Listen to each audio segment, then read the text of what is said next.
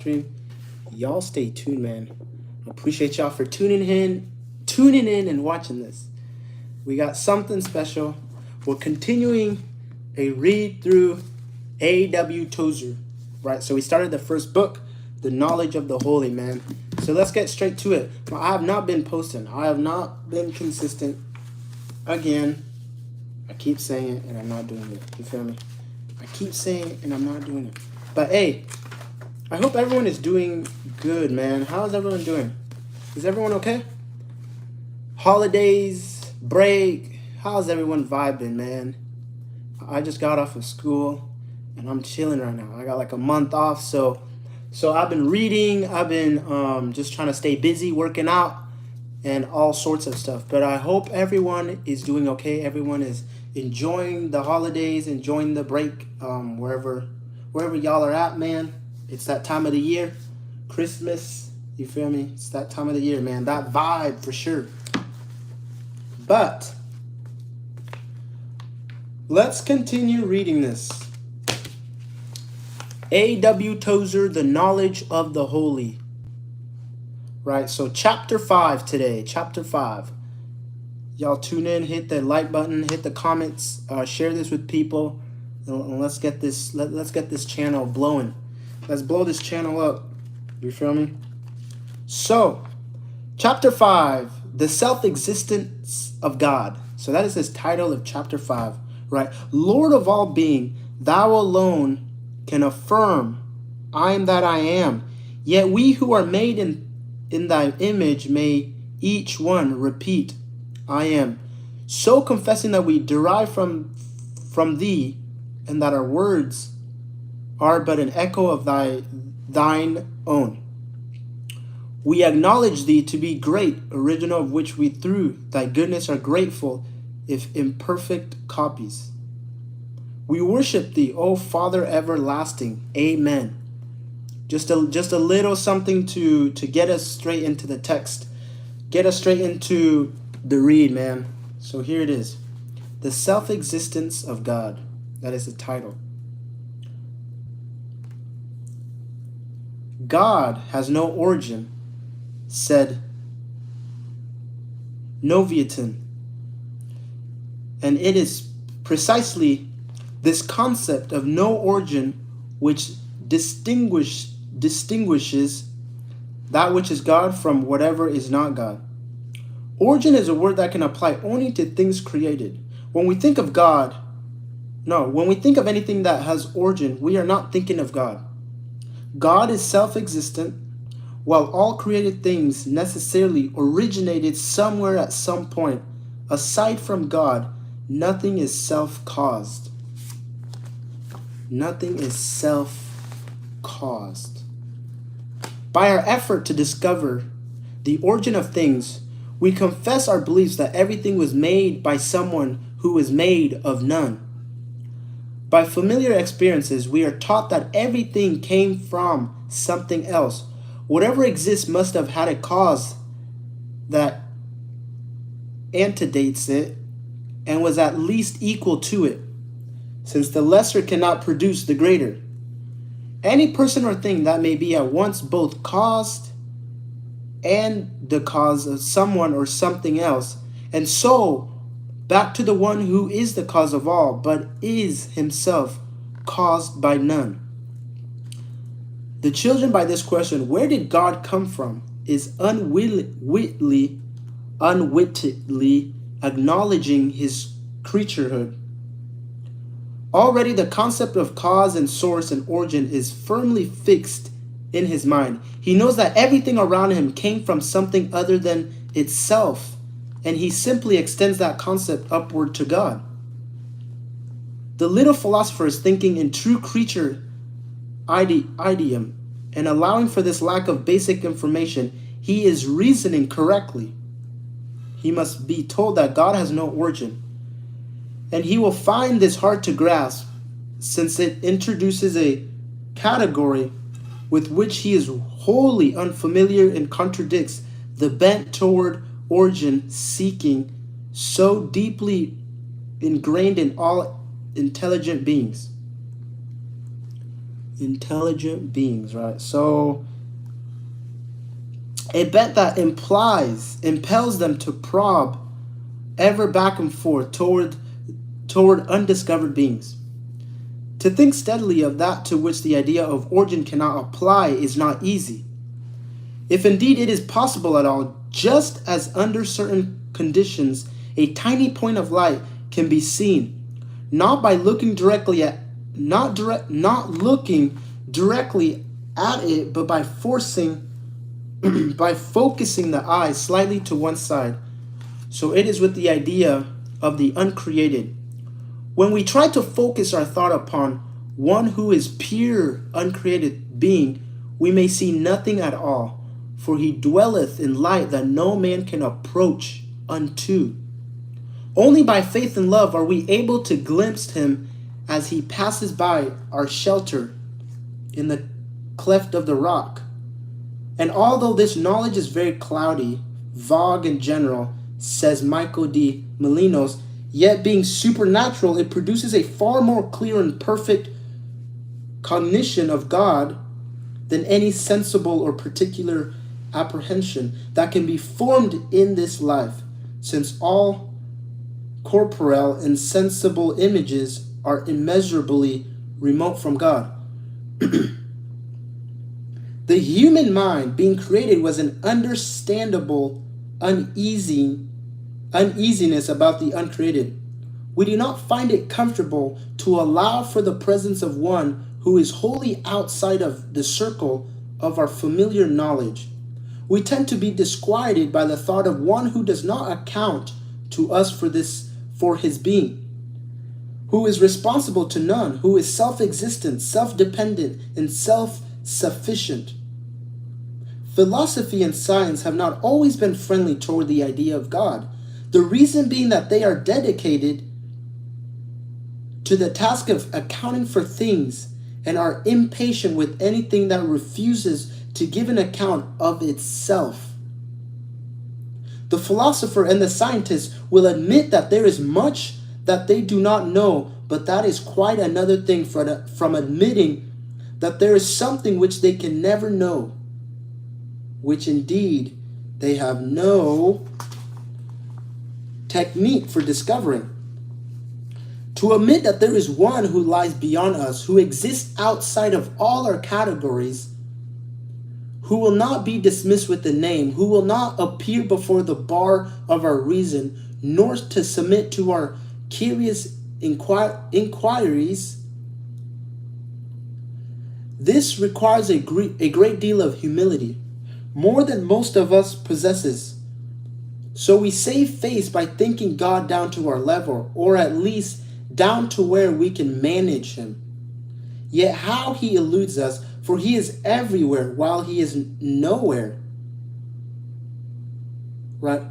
For where it has to do with matter and space, and God is independent of both, he is unaffected by time or motion, is wholly self-dependent, and owns nothing to the world his hands have made. So here's a little saying by Frederick W. Faber. Timeless, spaceless, single, lonely, yet sublimely three. Thou art grandly, always, only God in unity, lone in grandeur, lone in glory. Who shall tell thy wondrous story? Awful Trinity. Right? It is not a cheerful thought that millions of us who live in a land of Bibles, who belong to churches and labor to promote the Christian religion, many yet pass our whole life on this earth without having that thought or try to think seriously about the being of God. Few of us have let our hearts gaze in wonder at the I am, the self-existent self back of which no creature can think. Such thoughts that are too plainful for us. We prefer to think where it will do more good, how to build a better mousetrap, for instance, or how to make two blades of grass grow where one grew before. And for this we are now paying a too heavy piece. We are paying a too heavy price in the secularization of our religion and the decay of our inner lives. Perhaps some sincere but puzzled Christians may at this juncture wish to inquire about the practicality of such concepts as I am trying to set forth here. What bearing does this have on my life, he may ask. What possible meaning can the self-existence of God have for me and others like me in a world such as this and in times such as these? To this I reply that because we are the handiworks of God, it follows that all our problems and their solutions are theological. Some knowledge of what kind of God is that operates the universe is indispensable to a sound philosophy of life and a sane outlook on the world scene. The much quoted advice of Alexander Pope: know then thyself, presume not God to scan, the proper study of mankind is man. The proper study of mankind is man, so we can study ourselves. Let's continue here. It followed literally would destroy any possibility of man's ever knowing himself in any but the most superficial way. We can never know who or what we are till we know at least something of what God is. Did you hear that? That is a great quote there. We can never know who or what we are till we know at least something of what God is, because we are mere, like we are created in the image of God, right? So in that sense, if we can steady ourselves, we can have an idea of who God is, right? And to know God, we can know ourselves, right? For this reason, the self-existence of God is not a wisp of dry doctrine, academic and remote. It is fact, as near as our breath and as practical as the latest surgical technique. For reason known only to himself, God honored man above all other beings by creating him in his own image. Right? Again, we are created in the image of God. We are like no other creature, right? We are separate. We are up here, right? We are at the top. God put us in charge. So God created us in the image of God, right? He created us in his image. And let it be understood that the divine image in man is not a poetic fancy, not an idea born of religious longing. It is a solid theological fact, taught plainly throughout the sacred scriptures and recognized by the church as a truth necessary to a right understanding of the Christian faith. Man is created being, a derived, contingent self who of himself possesses nothing but is dependent each moment for his existence upon the one who created him after his own likeness. The fact of God is necessary to the fact of man. Think God away and man has no ground of existence. Think God away and man has no ground of existence. So the concept, there's no God, there is no us, basically. This is what it's saying, right? You take God out of the equation, then we are broken and we are useless, right? That God is everything and man nothing is a basic tenet of Christian faith and devotion. And here the teachings of Christianity coincides with those of the more advanced and philosophical religions of the East. Man, for all his genius, is but an echo of the original voice, a reflection of the uncreated light. As a sunbeam perishes when cut off from the sun, so man apart from God will pass back into the void of nothingness from which he first leaped as the creative call. Are you guys understanding what this is saying? Are you guys saying like how God is so important to learning who we are, right? And how God is, right, we are created in his image. Like, to take God out of the equation, like, we don't really exist in a sense, right? Take God out of the, right? So man apart from God will pass back into the void of nothingness from which he first leaped at the creative call. Not only man, but everything that exists came out of and is dependent upon the continuing creative impulse. In the beginning was the Word, and the Word was with God, and the Word was God. John 1:1. Right? All things were created and made by him, and without him was not anything made that was made. Right? That is how John explains it, and with him agrees the Apostle Paul. For by him were all things created that are in heaven and that are in earth, visible and invisible, whether they be thrones or dominions or principalities or powers. All things were created by him and for him. And he is before all things, and by him all things exist. To this witness, the writer to the Hebrew adds his voice, testifying of Christ that he is the brightness of God's glory and the express image of his person, and that he upholds all things by the word of his power. In this utter dependence of all things upon the created will of God lies the possibility for both holiness and sin. One of the marks of God's image in a man is his ability to exercise moral choice. The teaching of Christianity is that man chose to be independent of God and confirmed his choice by deliberately disobeying a divine command. This act violated the relationship that normally existed between God and his creatures.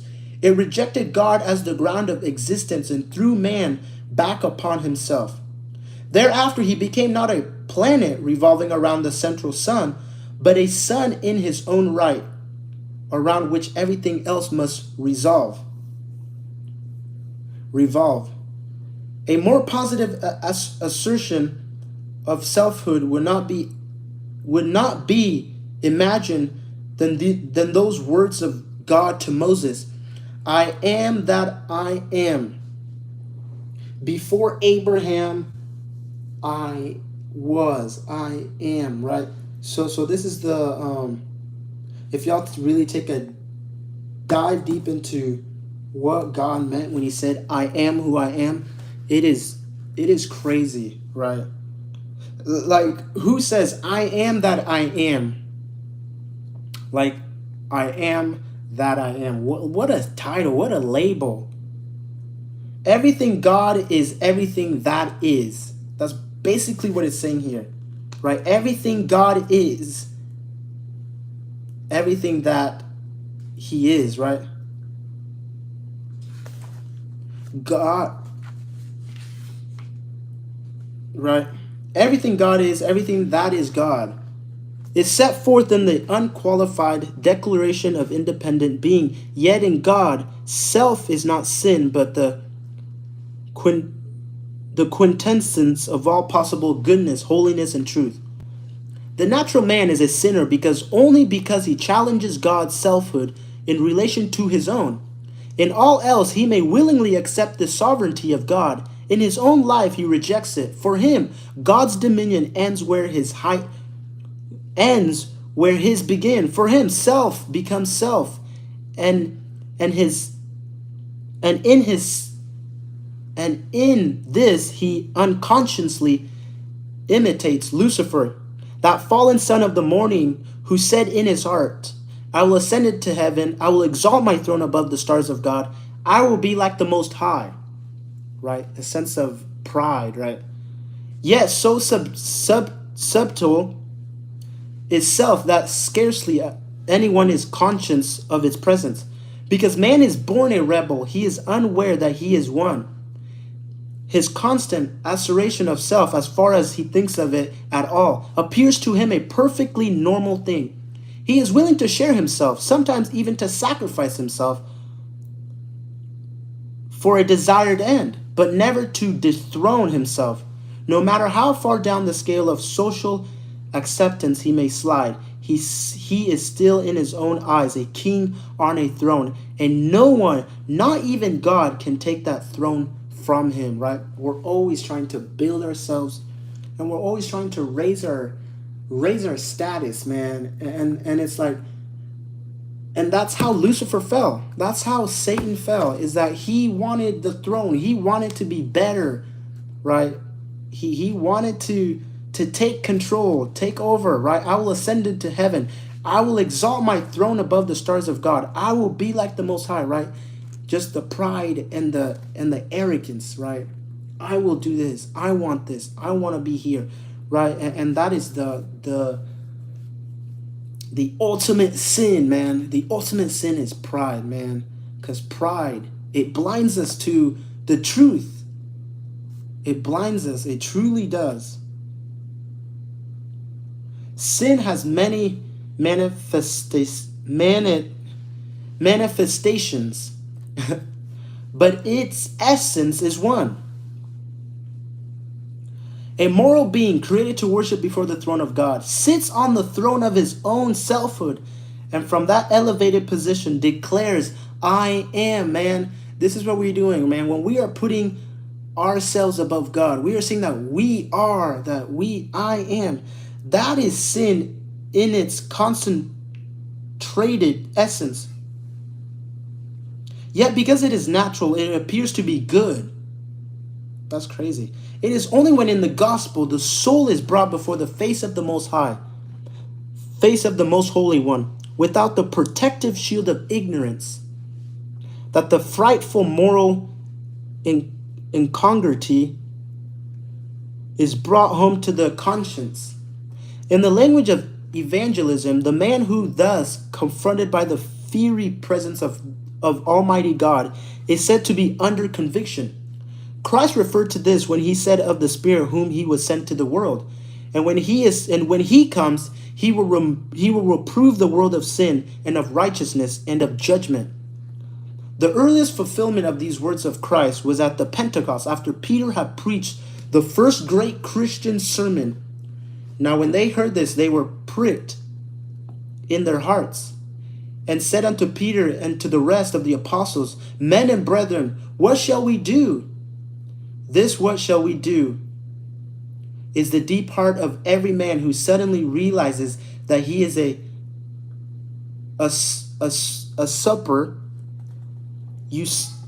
usurper and sits on a stolen throne. However painful, it is precisely this acute moral consternation that produces true repentance and makes a robust Christian after the penitent has been dethroned and has found forgiveness and peace through the gospel. Purity of heart is to will one thing, said Kierkegaard, and we may with equal truth turn this about and declare the essence of sin is to will one thing. For to set our will against the will of God is to dethrone God and make ourselves supreme in the little kingdom of man's soul. This sin is at its evil roots. Sin may multiply like the sand by the seashore, but they are yet one. Sins are because sins is. This is the rationality behind the much magnified doctrine of the natural depravity, which holds that the impenitent man can do nothing but sin, and that his good deeds are really not good at all. His best religious works God rejects as he rejects the offering of Cain. Only when he has restored his stolen throne to God are his works acceptable. The struggle of the Christian man to be good while the bent towards self-assertion still lives within him as a kind of unconscious and moral reflex is vividly described by the Apostle Paul in the 7th chapter of his Roman epistle. And this testimony is in full accord with the teaching of the prophets. 800 years before the advent of Christ, the prophet Isaiah identifies sin as rebellion against the will of God and the asseration of the right of each man to choose for himself the way he shall go. All we are like sheep have gone astray, he says. We have turned everyone to his own way. And I believe that no more accurate description of sin has ever been given. We have all gone away. We have gone astray, right? We have chosen our throne above God's. We have chosen to sit on the throne that belongs to God, right? We want to be gods of our own selves. And that is the evil sin. That is the root. Is that we want to be above God. Is that we want to be better. We want to, right? We want to dethrone God of his throne. But we are creatures. We were created, right? And we're trying to dethrone the creator. It's crazy, man. It is crazy. Right? The witness of the saints has been in full harmony with prophets and apostles, that an inward principle of self lies at the source of human conduct, turning everything men do into evil. To save us completely, Christ must reverse the bent of our nature. He must plant a new principle within us so that our subsequent conducts will spring out of a desire to promote the honor of God and the good of our fellow men. The self-sin must die, and the only instrument by which they can be slain is the cross. If any man will come after me, let him deny himself and take up his cross and follow me, said our Lord. And years later, the victorious Paul could say, I am crucified with Christ. Nevertheless, I live, yet not I, but Christ liveth in me. That's what we should be pursuing after, man. That should be our prayer every day, right? I am crucified. It's not me that lives anymore. It's not my desires. It's not my sin that drive me, that push me, right? It's not the one that guides me anymore. It's not the sin. It is Christ who lives in me, right? It's Christ who lives in me, man. And if we don't believe that it is Christ who lives in me and that we can't do it on our own terms and our own strength, man, we can never be sanctified. We can never be justified. And we can never draw close to God because we are thinking that we can get to him with our works and with our pleading and with our sacrifices. It is not that, man. It is through the cross. It is through accepting that we can't do it on our own, right? Nevertheless, I live. No, yet not I, but Christ that lives in me. It is the power that Christ has given me.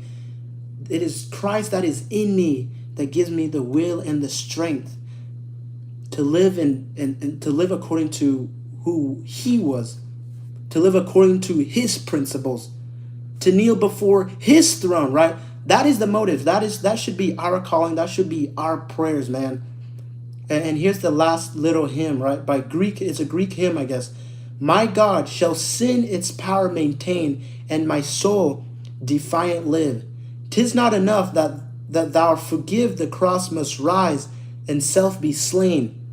O God of love, thy power disclose. 'Tis not enough that God should rise.